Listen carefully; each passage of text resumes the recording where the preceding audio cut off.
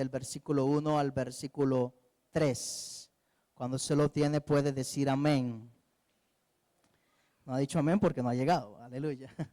Hechos capítulo 1, del verso 1 al verso 3.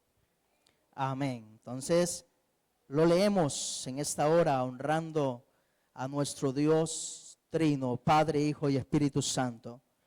En el primer tratado, oh Teófilo, hablé acerca de todas las cosas que Jesús comenzó a hacer y a enseñar hasta el día en que fue recibido arriba, después de haber dado mandamientos por el Espíritu Santo a los apóstoles que había escogido, a quienes también, después de haber padecido, se presentó vivo y con muchas pruebas indubitables, apareciéndoseles durante 40 días y hablándoles acerca del reino de Dios. Padre, en el nombre de Jesús, hoy nos sentamos a la mesa. Señor, queremos disfrutar de tu palabra, queremos ser instruidos con tu palabra. Señor, háblanos en esta hora y usa mi vida, Dios mío, como un siervo fiel, un ministro fiel, dispuesto a hacer, decir e ir donde tu mano así lo determine. En el nombre de Jesús, amén. Puede tomar asiento. Gloria al Señor. Gloria a Cristo Jesús. Aleluya. Hemos tenido de todo esta mañana, amén. Así son las celebraciones, así son las fiestas. En las fiestas hay de todo y Dios no se reserva absolutamente nada. En los días del rey Asuero, en el tiempo de la reina Vasti, dice que se hizo un gran banquete y hubo una orden de parte del rey. La orden de parte del rey fue: denle vino a la gente, denle vino a todo el pueblo, déselo en utensilios de oro. Y la regla era: denle vino a todo aquel que quiere. El que no quiere, pues que no beba, pero el que quiere beber, que beba hasta embriagarse. Porque dice la palabra del Señor que Dios nos ha dado su espíritu sin medida. Así que si usted quiere hoy usted se va a ir lleno, completamente lleno de este lugar, embriagado, completamente embriagado de este lugar.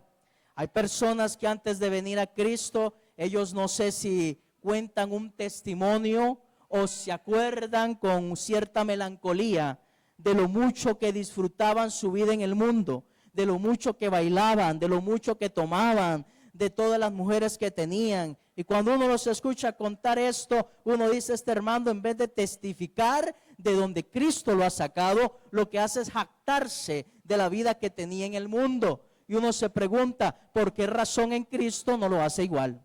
¿Por qué razón en Cristo no se comporta sin medida? ¿Por qué razón en Cristo no pierde la compostura? ¿Por qué razón en Cristo no se embriaga en el Señor? Amén. Reunidos nuestros pensamientos, amén. Muy importante que estemos concentrados en la palabra del Señor. Y ahora le veo a usted concentrado, unido conmigo. Vamos a iniciar esta predicación bajo el tema: la vigencia del ministerio de Cristo. Cuando nos referimos de que algo está vigente, significa que aún es efectivo, que aún está en uso. Amén. Eso significa la palabra vigente, algo que está en uso, algo que es efectivo.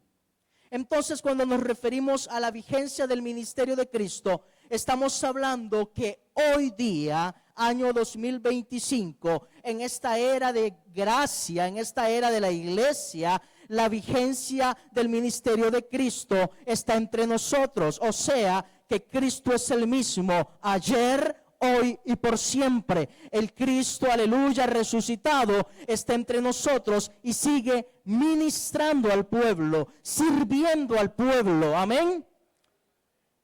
El libro de Hechos es un libro histórico, un libro hermosísimo, que para tener una comprensión de este libro de mejor manera es necesario leer los 4 evangelios: Mateo, Marcos, Lucas y Juan, los cuales son principalmente 3 de ellos biografías de la vida y el ministerio de nuestro Señor Jesús.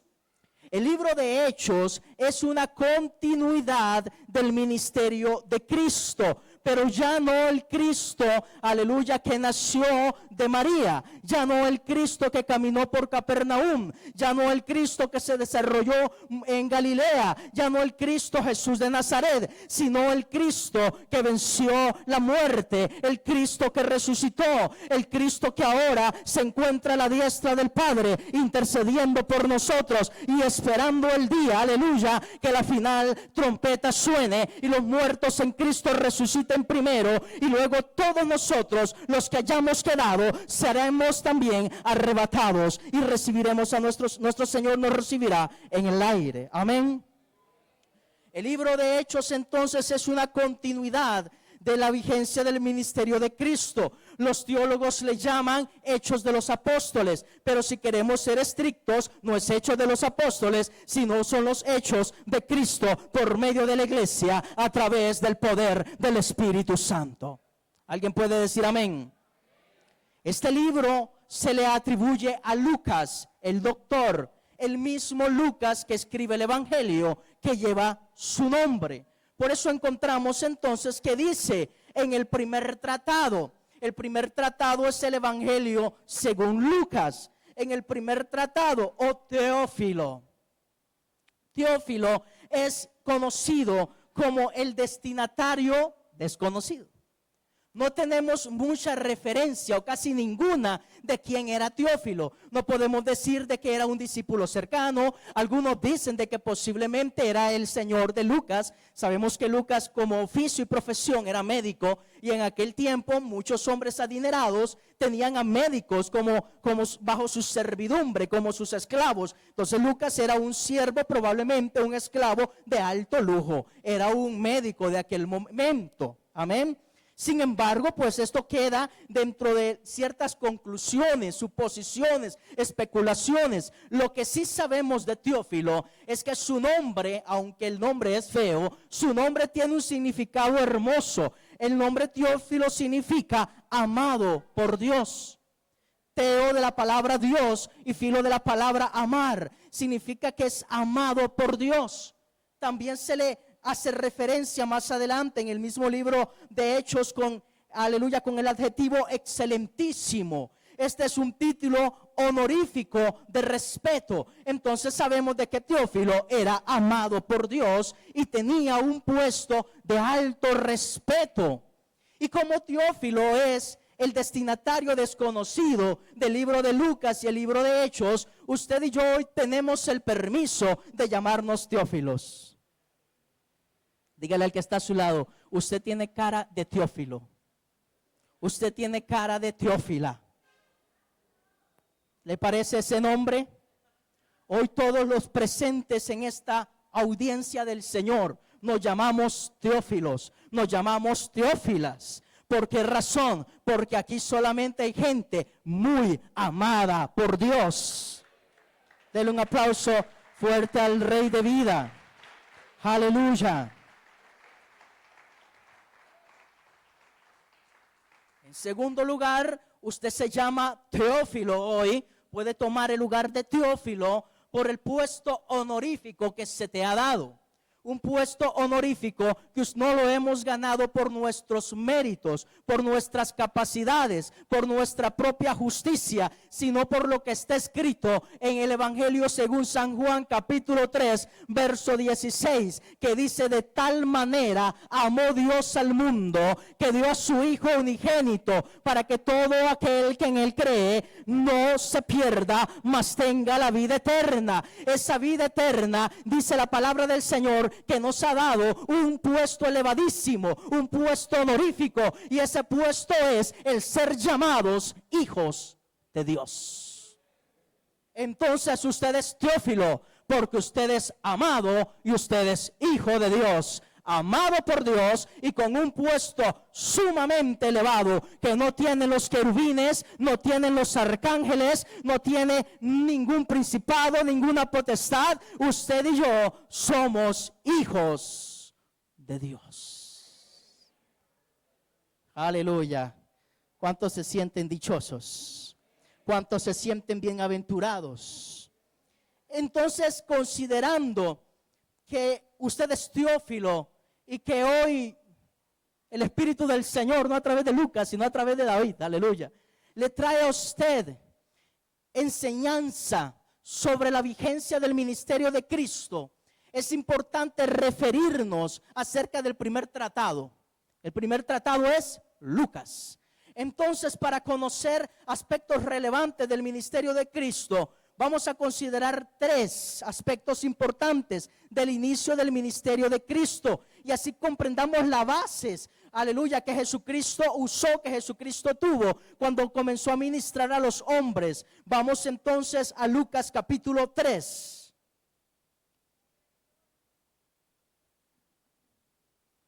Si usted es diestro en la escritura, pues va a leerlo conmigo. Si no, lo va a escuchar, porque no tenemos mucho tiempo como para esperar, pero puede tomar nota. Lucas capítulo 3, del verso 21 al 22. Dice: aconteció que cuando todo el pueblo se bautizaba, estamos aquí en el pleno apogeo del ministerio de Juan el Bautista. Aconteció que cuando todo el pueblo se bautizaba, también Jesús fue bautizado, y orando el cielo se abrió y descendió el Espíritu Santo sobre él en forma corporal como paloma. Y vino una voz del cielo que decía: tú eres mi Hijo amado, en ti tengo complacencia. Este primer aspecto del ministerio de Cristo lo subtitulamos Jesús en el Jordán.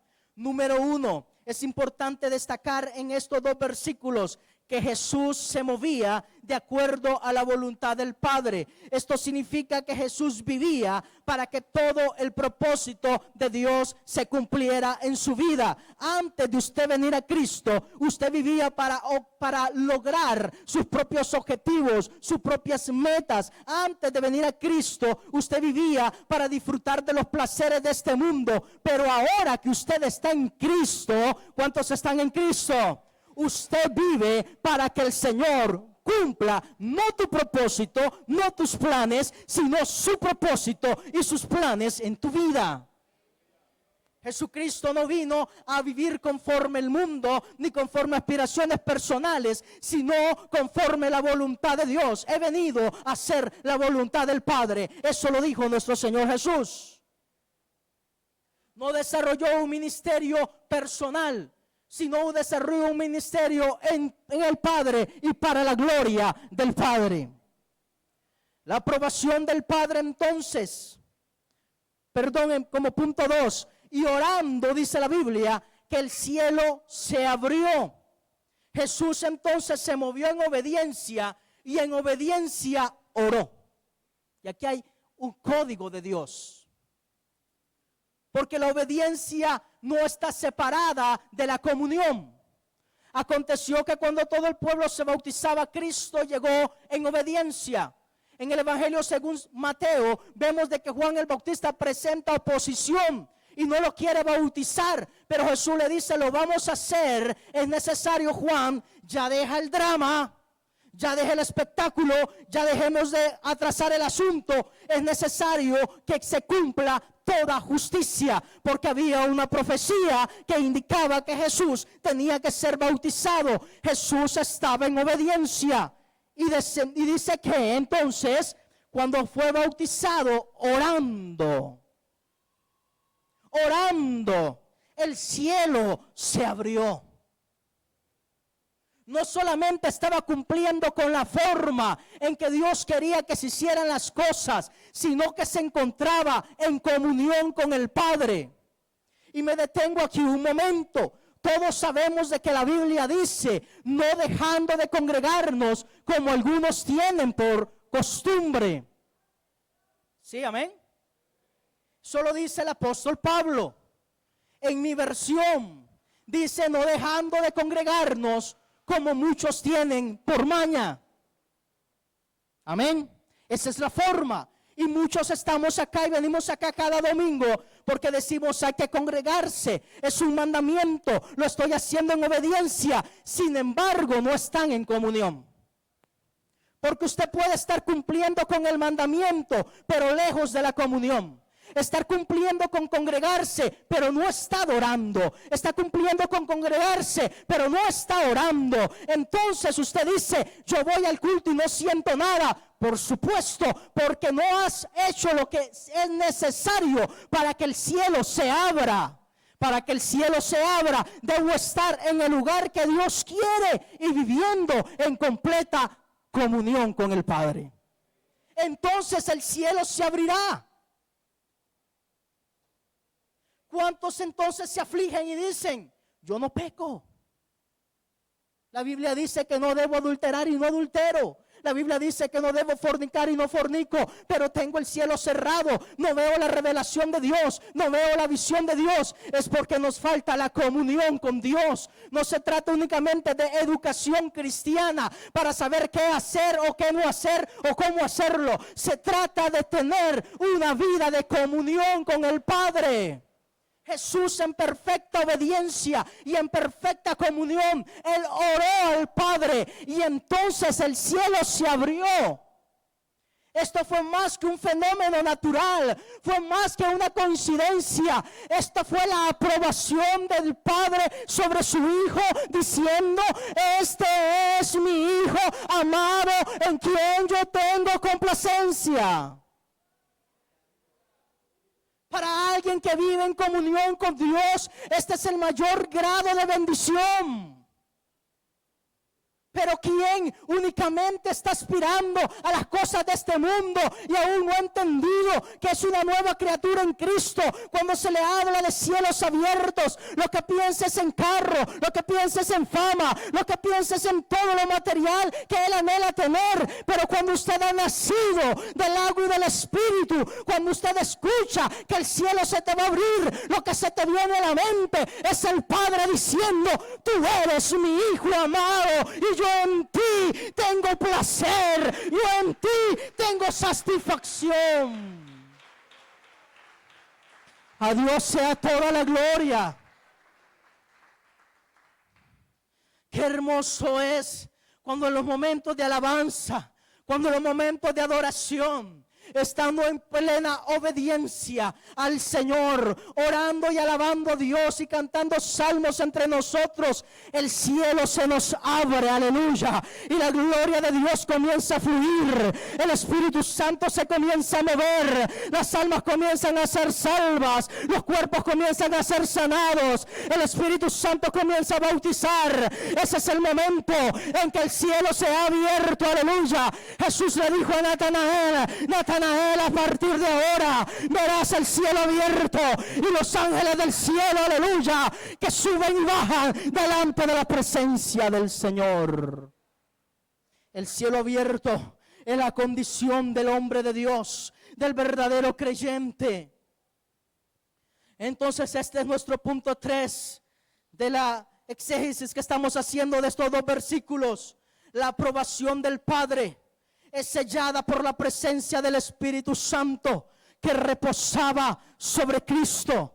Nótese usted, y descendió el Espíritu Santo sobre él en forma corporal como paloma. ¿Y por qué paloma? Porque Dios quiso que fuera paloma. No nos pongamos a pensar tanto si era una paloma blanca, si era una paloma plateada, si más bien era un águila. Eso no importa. Aquí el énfasis es que descendió el Espíritu Santo sobre él en forma corporal como de paloma, descendió sobre él, mas ningún evangelio dice que el Espíritu Santo se apartó, que el Espíritu Santo se fue, dice que descendió, lo que nos da a entender que reposó sobre la persona de Cristo, se mantuvo en la persona de Cristo, descansaba en la persona de Cristo, lo que nos lleva a entender, amados hermanos, cuál es el propósito de Dios para nuestras vidas. El propósito de Dios no es manifestaciones momentáneas, no son cultos de gloria, sino una vida llena de la presencia, de la persona, del Espíritu Santo de Dios.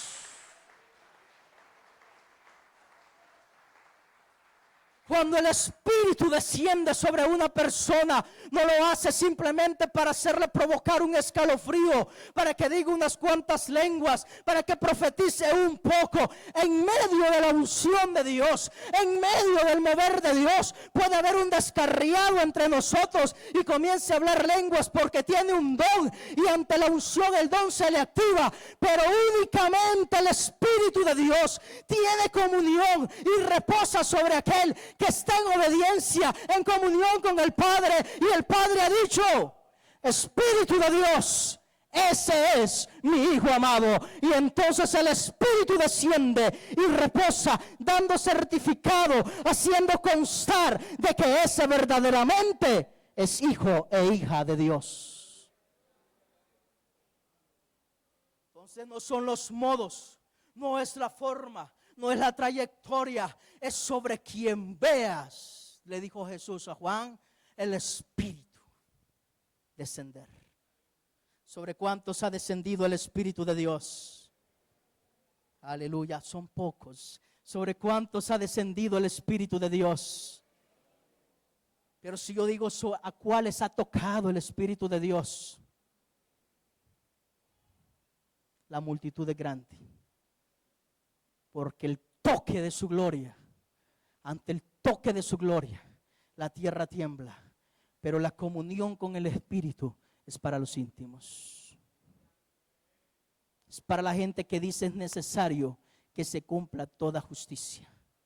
Yo no sé cómo serán las aguas del Jordán, pero yo siempre que veo una foto de alguien que dice estamos bautizando en el Jordán, yo veo esas aguas chocolatosas, sucias. No sé si usted las ha visto.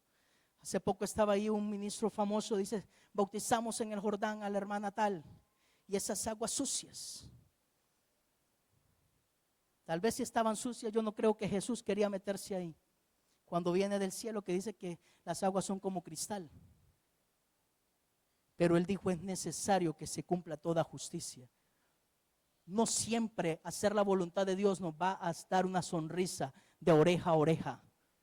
Pero lo cierto del caso que con ganas o sin ganas es necesario que cumplamos con toda justicia.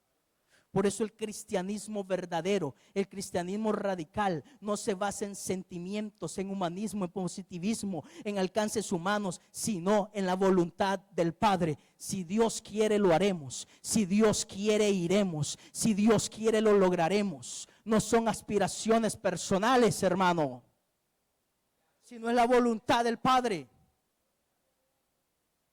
Hay mucha gente frustrada con ministerios en las iglesias, porque piensan que entrar a una iglesia es como entrar a una corporación. Hoy entro como operario, pero dentro de un tiempo quiero estar como supervisor. Algunos dicen, hoy estoy aquí como mujer, pero dentro de un tiempo voy de pastor. ¿Y quién le dijo a usted que esto es así? Es la voluntad del Padre, de ujier, de pastor o de lo que sea. Mi gozo en el Señor es hacer la voluntad del Padre y punto. Y Él me llamará mientras yo hago la voluntad del Padre. Por eso no es del que quiere ni del que corre, sino de aquel a quien llama mi Dios. Estamos entregados a su absoluta y total voluntad. Pero algunos están todavía como aquellos discípulos, ¿quién va a ser el mayor? No importa quién va a ser el mayor, lo importante es estar a los pies de Cristo, viviendo de acuerdo a su perfecta voluntad, descansando en Él. Y entonces ciertamente el cielo se nos abrirá. Vamos al segundo punto del ministerio de Cristo. Vamos a Lucas capítulo 4, verso 1. Dice, Jesús, lleno del Espíritu Santo, volvió del Jordán y fue llevado por el Espíritu al desierto. Amén. Jesús, lleno del Espíritu, volvió del Jordán y fue llevado por el Espíritu al desierto. Como punto 1, se nos muestra en estos versículos el estado en que Jesús se desarrollaba en su diario vivir. Aquí la razón por la cual sus palabras tenían autoridad, porque los demonios no le resistían, porque ante su llamado el hombre tenía que responder. Es porque Jesús caminaba lleno del Espíritu y era guiado por el Espíritu Santo. Como punto 2, la llenura del Espíritu Santo siempre dará como consecuencia una vida llevada y guiada por Él.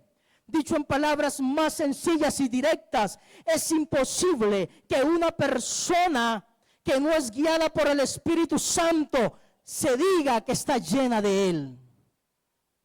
La evidencia que una persona está llena del Espíritu Santo es porque es guiada y llevada por el Espíritu de Dios. Yo debo decirle a usted en esta mañana que usted no debe calificarme cuán lleno estoy del Espíritu Santo por la capacidad oratoria que usted nota en mí, o por la capacidad que tengo para leer las Escrituras. No es ahí. Usted va a notar si yo estoy lleno del Espíritu Santo cuando me baje de aquí, cuando vaya a mi trabajo, cuando vaya a mi universidad, cuando me desarrolle cada día. Ahí usted dirá si este hermano es guiado y llevado por el Espíritu de Dios.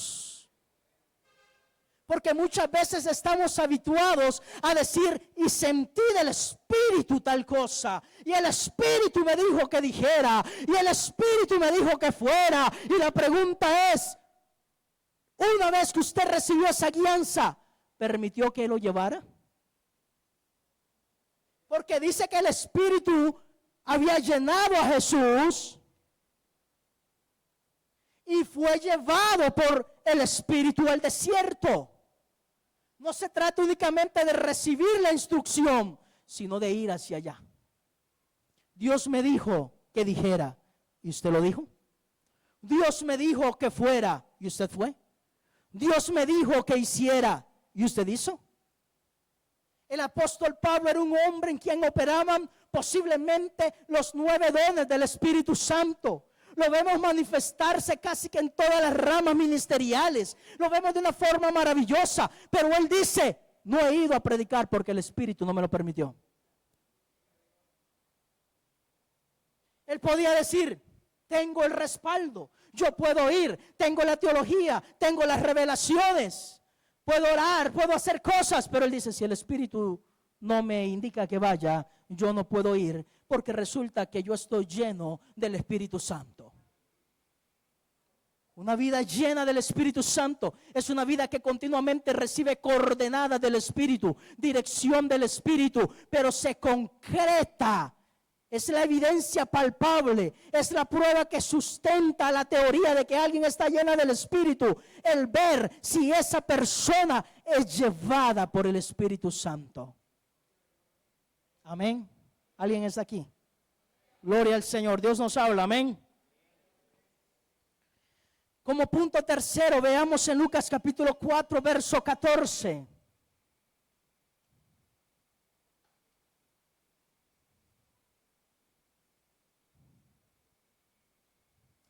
Y Jesús volvió en el poder del Espíritu a Galilea, y se difundió su fama por toda la tierra de alrededor, y enseñaba en las sinagogas de ellos, y era glorificado por todos. Tenemos acá la forma en que Cristo desarrollaba su ministerio. Lo hacía en el poder del Espíritu Santo. Pero es hasta ahora, amados hermanos, donde el evangelista Juan, el doctor Lucas, incluye en su relato la palabra poder. Y esto no es una casualidad. Cuando yo estaba en el colegio, yo no era bueno para la matemática. No era bueno. Y hasta trataba de copiar las fórmulas por ahí para ver si algo lograba en los exámenes. Me confieso, ya Dios me perdonó. Tenía algunas estrategias para llevar las fórmulas por ahí y poder sacar la circunferencia, poder sacar el área, el perímetro, poder sacar la cuerda, todas esas cosas a mí se me hacían una cuerda en el cerebro y no lograba avanzar. Eso no era lo mío. Pero en el reino de Dios hay fórmulas. Y aquí hay una fórmula de Dios. La fórmula tiene como objetivo darnos un resultado. Y entonces aquí hay una fórmula de Dios en lo que hemos leído.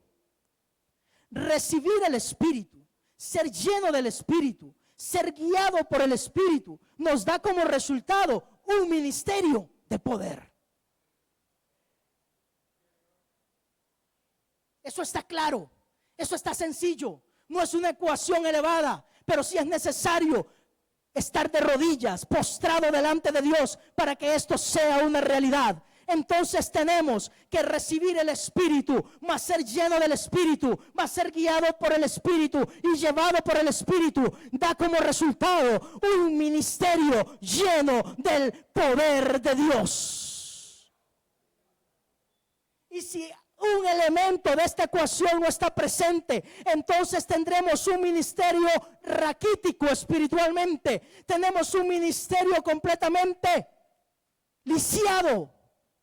Y entonces cambiamos predicadores por conferencistas. Entonces cambiamos ministerios de alabanza por orquestas. Y todo eso suena bien, pero está ausente del poder del Espíritu Santo. Porque solamente quien recibe el Espíritu, quien es lleno del Espíritu, quien es guiado por el Espíritu, tendrá en su vida la manifestación genuina del poder de Dios.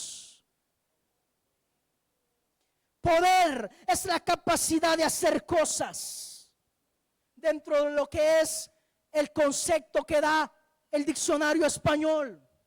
Pero la palabra poder se traduce principalmente de dos palabras griegas. Y voy terminando acá.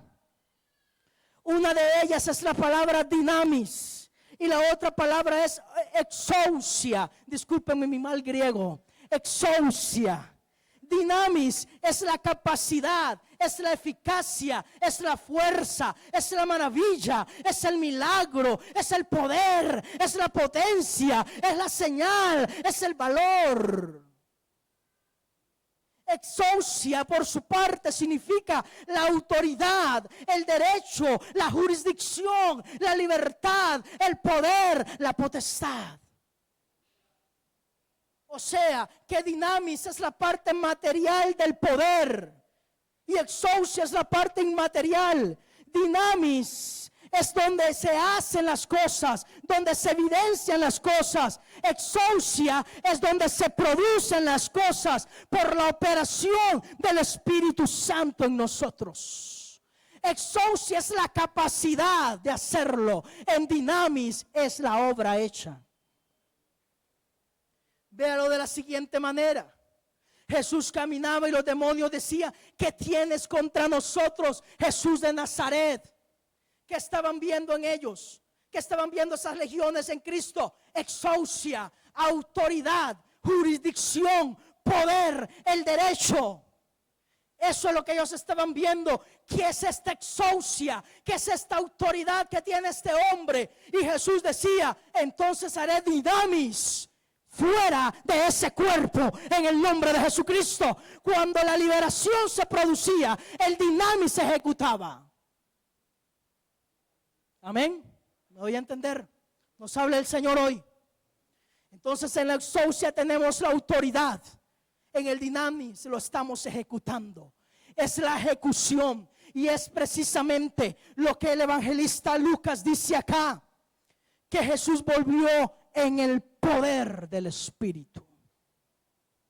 Cuando una persona es revestida del poder de Dios, nunca más será la misma. Cuando un ministro es revestido del poder de Dios, nunca más ministrará igual. Mi primer mensaje yo lo di a la edad de 8 años. Y aquí hay testigos oculares. Ya está la hermana María y su familia, donde el pastor Asdrúbal. A los 8 años yo di mi primer mensaje y no estuvo mal. Me temblaba todo, era un niño. Seguí predicando. Había un evangelista llamado Cortés en aquel momento. No sé si por ahí lo recuerdo. Y él entonces habló con mi padre y me dice, y le dijo: déjeme llevar a David a las campañas que yo tengo. Y yo comencé a ir. Y yo preparábamos un discurso. A veces me ayudaba mi madre, a veces me ayudaba mi papá. Preparábamos un discurso, un pequeño elemento. Y lo podíamos desarrollar. Amén. Véanme a mí, por favor. Los hermanos están bonitos, pero no los vean. Y podían desarrollarlo. Y podía desarrollarlo. Pero un día, casi a la edad de 9 años, vino sobre mí el Espíritu Santo y me llenó de poder. Y a partir de ese día, volví a tomar aquellos mensajes que habíamos hecho, pero ahora había en mí exousia, había en mí autoridad, ahora en mí había poder de Dios y las vidas eran llenas del Espíritu Santo y el poder de Dios estaba en acción. Eso es lo que dice Hechos capítulo 1 verso 8. Y por eso es que el ministerio de Cristo sigue vigente. No solamente porque hablamos de Cristo, sino porque su poder está sobre nosotros y a través de nosotros, para que hagamos su obra. Hechos capítulo 1 verso 8 dice: y recibiréis poder cuando haya venido sobre vosotros el Espíritu Santo. Es un poder de Dios, no para predicar mejor, no para tocar mejor, no para cantar mejor, sino para testificar de Cristo Jesús. Quizás en esta mañana Dios ha traído este mensaje, porque hay personas que han transitado por la vida cristiana con una religión. Hay personas quizás aquí que están ministrando porque saben hacerlo, pero la exousia y el dinamis de Dios aún no ha venido sobre ti. Has recibido el Espíritu en el momento de tu salvación. Has sido lleno del Espíritu para tener comunión, pero hoy necesitas ser revestido del poder de lo alto para dar testimonio de Cristo con eficacia, con autoridad. Ponte sobre tus pies en esta mañana. Una de las primeras cosas que debemos hacer es que si usted es consciente que ha descuidado a la persona del Espíritu Santo, el apóstol bien nos dice: no contristen al Espíritu Santo. Quizás hoy sea un buen día para reconciliarnos con la persona del Espíritu de Dios. Y tómate unos segundos y permite que el mismo Señor te lleve a esta verdad.